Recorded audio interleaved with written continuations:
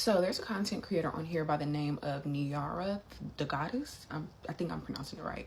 And essentially her content is about her being unattractive, being the ugly friend. And how no matter how people try and pitch it to her, her experience in society is that she's ugly. And she feels so uncomfortable in the way she looks, like she constantly uses filters, and how she looks on social media is not how she looks in real life because of that. And there of course is like a bunch of people in the comments, like, you know, affirming her, telling her how beautiful she is and all those things, and she feels like you all aren't acknowledging and valuing my experiences and what I'm expressing that I feel existing in this skin and being, as she says, ugly. I don't think the girl ugly. And I really think attractiveness is subjective.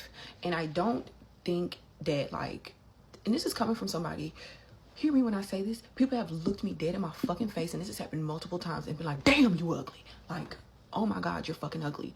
Like, you cool, I would talk to you if you look better. Me. Attractiveness is subjective. Do you think I let them people bother me and, like, really, like, it hurt the first time, because, like, you ain't no look at your damn self. And that's what it really be. It be people's own insecurities being pushed off on others. And I think if you realize attractiveness is not, like, subjective, everybody is beautiful to somebody, and function in that, you will be received, and life will be received better. I'm not going to act like because of, like, the bullying and the things that I've experienced, I wasn't insecure at a point. However, when I transitioned from being insecure and functioning in those biases that other people told me, and then just feeling how I genuinely felt like I'm not fucking ugly. Fuck y'all. If you don't like how I look, fuck you. Fuck you. Fuck you. You understand what I'm saying? And I just function in Britney authentically in my personality and my style. That's when I got the best response from people. That's when I felt the best about me. So I wasn't even looking for anybody's response. That's what it is. You have to be so secure in yourself that you're not looking for other people's response. And she says that people give her those, what is the term called? Oh, bless your heart eyes. Be delusional in your confidence that you don't even notice those bless your heart eyes. Think those bless your heart eyes are for them, because she's talking about these are her friends. That's another thing too. A lot of people surround themselves around people that they want to be like, not realizing that they're fucked up on the inside. They just are. Attractiveness does not mean you're a good person. Attractiveness actually doesn't mean anything if you don't believe and feel it within your heart. I don't want to, like, devalue her experiences. I just wish she had a different mindset and approach to it. And she said, like, y'all, if I stop saying I'm ugly, the world isn't going to treat me like I'm ugly. It's still going to treat me like I'm ugly. And it's just like, that's, I don't agree with that. I don't agree with that. For those who don't know, there has been a debate on TikTok recently about women who are not conventionally attractive. Let's be clear, most of them are fat and black, and they are not the white beauty standard, which is the beauty standard of our society, a white supremacist society. So they have come on TikTok and are starting to talk about being ugly. There was one video in particular where a girl was like, where are the guys who like ugly women? And a lot of these videos have gotten extreme backlash with people being like, why would you call yourself ugly? Like, that's horrible. Basically, can't believe you would do that to yourself if you're getting it from the world. Like, don't do it to yourself too. And I think it speaks to a divide that I've seen in specifically plus size spaces over the past few years of posting on the internet.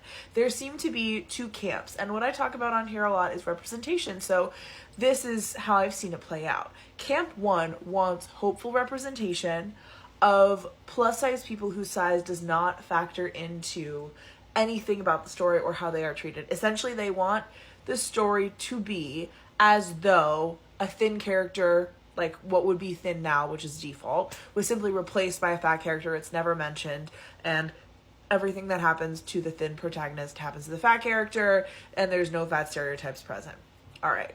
Type 2 is interested in a type of representation where fatness is acknowledged and the, like, sort of stereotypes and tropes around fatness are dealt with and questioned and potentially subverted, but knowingly so. I personally believe that there is a place for both, but I've always been much more interested in type 2 because to me, type 1, while necessary and important, because we need to, you know, be able to envision our lives outside of these like oppressive structures that have dictated them so far. It feels like a lot of times with type 1, it's people just not wanting to be fat. Like they want to be free of being fat. But you don't get free of being fat even by getting skinny. And this is key. You could lose weight, but all that mental damage from being fat, you would still carry with you. You would still know intimately how the world treats fat people. And so to cope with this, a lot of people who become skinny, they either like get on a high horse and talk about how they deserved that treatment when they were fat. This is a coping mechanism. Or maybe they, you know, try to have compassion and move through their life from that place. But because it is so inescapable, because you are so constantly made aware of your appearance when you are fat or ugly in a conventional sense, it feels like telling people not to talk about that. When you say, well, don't call yourself ugly girl, you're beautiful, and say that to shut down the conversation. It is a conversation ender.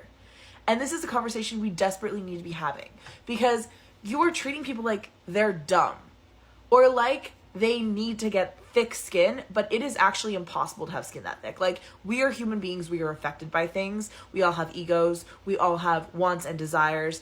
We're not gonna log on, see people being like, oh, this disgusting, ugly, whatever, like, and talk about how terrible it is to be ugly and how you need this product to make you more beautiful. We're not gonna see that and then turn around knowing society views us as the thing everyone's trying not to be and go, well, I'm beautiful actually. We're like, most people are just not going to do that. If they do that, it's a very conscious choice that they've made through a lot of self-work and mindset shifts, and it's extremely difficult, near impossible, and you will always be fighting against those louder voices, whether they are internally yours, whether you've absorbed them, or whether they're literally coming from the society you live in explicitly. So for me, I've always liked type 2. I think it's really important to acknowledge these things in order to move forward and get that first type of representation eventually, we hope. Yes, we need to have vision for the future. Yes, I think it's really liberating to imagine a world where beauty doesn't matter. But at this point, shutting down these conversations is helping nobody except those already deemed beautiful, because they get to keep going on the status quo and they get to keep not interrogating their role within the system and how they are benefited by it at the expense of many other people. A lot of people are extremely deeply and viscerally uncomfortable with the existence of ugly women as a concept. And I think we need to interrogate that. Why is gender and why is womanhood so tied up with beauty that women are not even allowed to be ugly? Because ugly is that bad for a woman to be. It may not even be gender. But I also don't really see people saying this shit about men who call themselves ugly. I don't see people, you know, being like, oh, don't say you're ugly, king. You're nobody's ugly. No one's saying that. Also, if you're only beautiful because everybody's beautiful, you're not beautiful. Like, that's not what beauty is. Beauty is inherently a ranking system, a hierarchy. Beauty is inherently, at least as we have defined it as a society, yeah, you can find a type of beauty in anyone if you look, but we have a ranking system of beauty, and we need to start separating that from the type of beauty you can find in anyone if you look, if you, dig a little deeper, if you decide to step outside of what society has told you is correct and actually see things, from a different angle. So until we separate those things, until we can separate societal beauty standards and ugliness as a social category from, are you inherently ugly and therefore bad and therefore the worst thing anyone, especially a woman, can be, I don't think it's productive to shut down these conversations, and I don't understand why everyone is so against having them. It's not going to change the system. It's just going to make people more aware of it. And maybe that's step one to change, but it's definitely a useful thing because it'll allow us to all move forward having more compassion. And that's basically all we can fucking do in this world right now. What it is to actually experience being ugly. So to hear ugly people expressing valid grievances about prettiness does not. I really wish that more young black girls would spend as much time practicing self-care as they do sitting down making videos to call themselves ugly. Now, I believe in my heart, when you write yourself off that you are already ugly, you don't practice any self-care, you don't get your hair done as often, you don't get dressed up. You don't do things to make you feel good like makeup, skincare, spa day, even fitness, exercise, whatever. You don't do those things as often because you feel like there's no point, because you already feel like you are ugly. And this is not a dig at her at all, but I've never seen anybody with a fresh hairstyle, dressed up, however they like to present themselves, calling themselves ugly. Anytime I see like self-pity content, especially with Black women, you can tell that they don't practice a lot of self-care because they already feel like they're ugly. And this is not me talking about her, because my braids is the same as hers, no shade. But I'm in nursing school, so just wait till I finish. Clock it. I've been seeing a lot of videos from Black women in particular talking about their experience being ugly. And again, I'm not saying this as someone that is the king of beauty or anything like that, but nonetheless, it's on my FYP, so I'm going to talk about it. So what I find interesting, and usually it's the more interesting part is is the comments, is that people are telling these types of women that, hey, you need to love yourself more, you need to work on yourself, and you need to decenter men. Fine, cool, all sound advice. But I think there's an element of it that's a little disingenuous, which is people are trying to push aside the experiences that people are having on a day-to-day basis. So when you think about these types of individuals that have essentially ingrained in themselves that they are unattractive, you have to understand that society is also reflecting onto them what they think. So while there is some confirmation bias that is at play here, you have to understand, if in your normal life, for example, you have people that normally come up to you, engage with you, smile at you, you have kids smile at you, engage with you, whatever, then naturally you're going to have a much more rosier disposition and view of your own life. For that type of person, unfortunately, that is not what occurs on a day-to-day basis. If you have babies crying when they look at you, if you have people that literally turn their backs to you when they see your face, then you have to think, naturally, the conclusion that they're coming up with is based on reality. If people do not want to engage with me, if people wince when they look at me, then the natural conclusion that they're coming up with probably makes sense to them.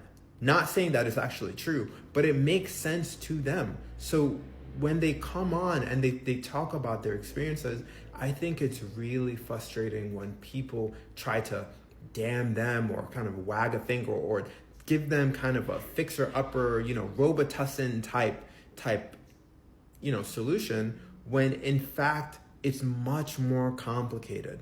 And what I really do think, if anything, if I had to really give any advice, is surround yourself with people that can help repair your own self-image. 1, a therapist. 2, friends and family that actually care about you, which can be challenging in and of itself. And 3, find a support group. And I'm not talking about a support group that will just, have you cry and just be in the state of misery, and you all are sitting around in a circle talking about, oh, I'm so sad, blah, blah, blah. No, nothing like that. But a group in which constructive criticism and working on yourself continues to help you move the ball forward, such that you can shape your own self-image more properly and manage situations accordingly. Because what I will say is that having that negative view of yourself, always viewing yourself as not desirable, uninteresting, something that people don't want, is probably bad for the trajectory of your life and your self-esteem. So regardless of how you perceive yourself, just know that there is help and that you don't always have to feel that way. Hope this helps. When y'all get up here calling yourself ugly, I just scroll. Because y'all are just dry begging for compliments. And I don't know why the fuck the TikTok community be giving it to y'all. But guess what? Here's a comment. If you can deem yourself as fucking ugly, you deserve to be with no one. You deserve to find no love. Because if you're self-proclaiming that you are ugly, Who the fuck is going to want to be with you? I would never walk down the street with someone who's going to scream out, I'm ugly. I would never go nowhere with someone who's going to post online, hey, I'm ugly. Stop calling yourself ugly. And maybe people will want to be around you. Something that is becoming increasingly more frustrating for me to watch on this app is the way people talk about and treat people who come onto this app to talk about their experience as people who are unconventionally attractive or generally considered ugly by the vast majority of society. And the reason why it bothers me is because it's genuinely just a mass gaslighting. Like, you mean to tell me someone comes on this app and they're like, yeah, X, Y, and Z happened to me and this is how it affected me. And everyone in the comment section is like, well, why would you say that about yourself? Be confident. And my thing is, I understand that 9 times out of 10, these people are coming from a genuine place. Like, they're like, why would you talk down on yourself? Why would you, like, negatively reinforce yourself this way? And I understand why it's uncomfortable for a lot of people, but on an app that never shuts the fuck up about pretty privilege and the benefits that come with that, why do you think the opposite can't be the case? Genuinely. Like, if we can both agree that someone's looks can make their life substantially easier, then you also have to agree with the fact that someone's looks could also make their life substantially harder. Like, I don't know, there's just something so weird to me about people being like, oh, I'm tired of seeing this on my For You page and stuff. And it's like, you guys are actively trying to shut these people up, and it's their lived experience. Like, what do you want them to do? It's a lot easier to be confident when people around you are constantly reinforcing the fact that you should be. But if you live in an area or are within spaces that are constantly telling you you're ugly and you're this, then how do you expect people to be confident after that? You know what I mean? Being chopped as a brew will kill you. Yo, chief. See your other friends, big boss, they getting girls, they doing all these things. When you try, yo, big boss, see, chaba. It's not happening. Big boss, it's not happening. You seeing your brews, they doing wonderful things in the economy, big boss. Where are you struggling on the reserve team, big boss? Being chopped as a brew is not a joke. It's an experience. It's not a lifestyle. It's an experience, big boss.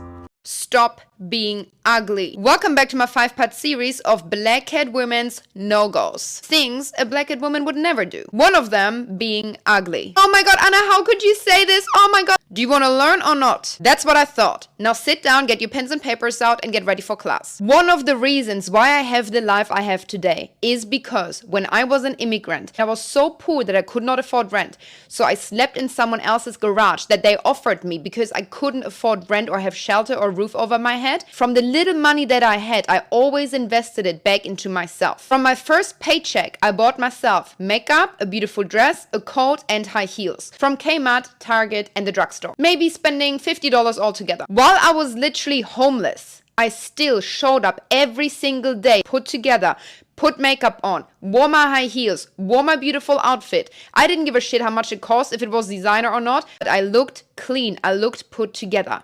I would listen to music and walk into Chanel stores, Prada, Louis Vuitton, and I would embody the new version of myself that I know I'm manifesting and I'm growing into. And fast forward a few years later, here we are. If you want to become that black cat archetype, the woman that is unbothered, the woman that enters into a room and changes the room's energy and frequency, a woman that doesn't seek and only attracts, you have to carry yourself that way. You have to put energy into your look. We live in a world made by and for men. To manipulate it, to get ahead, to sabotage, and to truly step into your potential as a woman, you have to tailor your appearance and your personality to fit into this man-made world. Tailor your being towards the male gaze, especially when to go ahead in your career, business, or make money. Dress feminine, speak feminine, become softer, wear perfume, become more seductive, become more radiant, and become confident. And that means every time you leave the house, even if you just go to the gas station, to put makeup on, to wear your heels, to go overdressed. Because let me tell you this, I'd rather you be overdressed than underdressed. You never know who you run into. You never know what the opportunities and possibilities come your way when you look a certain way. It is psychologically proven that better looking people get more opportunities. This is why pretty privilege is an actual thing. Instead of being upset about and crying your eyes out and telling everybody how unfair it is, step up your game. Put energy into your looks. Put energy into your beauty. As a woman, the only way to hack this system and get ahead in life is to think like a man and act like a lady. The fear of looking ugly will ruin your life and steal your joy. One of the most common questions that I ever get is, how did you become so confident? And the truth is that it's not necessarily that there's anything that I've done, but it's just that I'm very comfortable with being ugly. I don't base, my value in beauty and other people's opinions of it. I know that I'm a good person and I have value regardless of what I look like at the time. One of the most impactful things in my young life was whenever I was in high school, I had a best friend who was very, very beautiful. But when someone would take a bad picture of her, instead of being like, ew, delete that, she would say, oh my God, that is so funny. Send that to me immediately. I'm going to make it my profile picture. And then she would. And something about seeing someone so comfortable in not having to perform beauty, it changed my life. If I had one piece of advice that I could pass on, especially to young people these days, it would be to get more comfortable with the ugly parts of yourself. It makes life more fun and worth living.